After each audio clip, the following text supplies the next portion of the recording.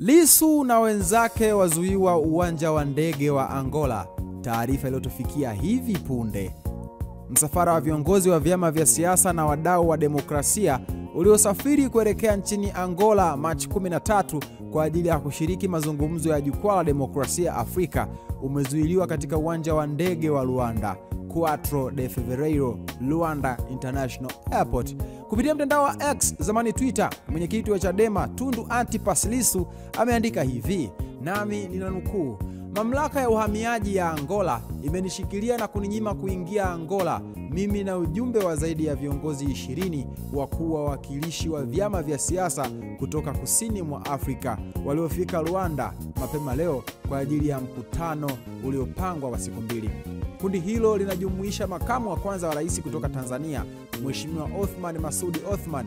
Huyu ni makamu wa kwanza wa rais kutoka Zanzibar, rais wa zamani wa Botswana, waziri mkuu wa zamani wa Lesotho, na viongozi waandamizi wa kisiasa na wajumbe kutoka Kenya, Sudan, Tanzania, Afrika ya Kusini, Namibia, Eswatini, Lesotho, Ujerumani, Marekani, Uganda, DRC pamoja na Msumbiji.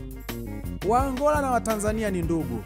Tanzania ilikuwa mwenyeji wa Dr. Antonio Agostinho Neto na wapiganaji wake wa MPLA katika miaka ya mwanzo ya kupigania uhuru wao. Tuliunga mkono Angola katika hali ngumu na mbaya wakati wa utawala wa kibaguzi wa Afrika Kusini.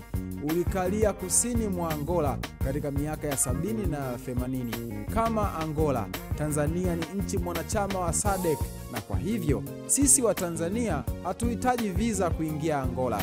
Unyanyasaji huu wa kihuni wa raia wa mataifa ndugu ya Kiafrika unaofanya na mamlaka ya uhamiaji ya Angola haukubaliki kabisa na unapaswa kulaaniwa kwa nguvu zote iwezekanavyo." Mwisho wa kunukuu.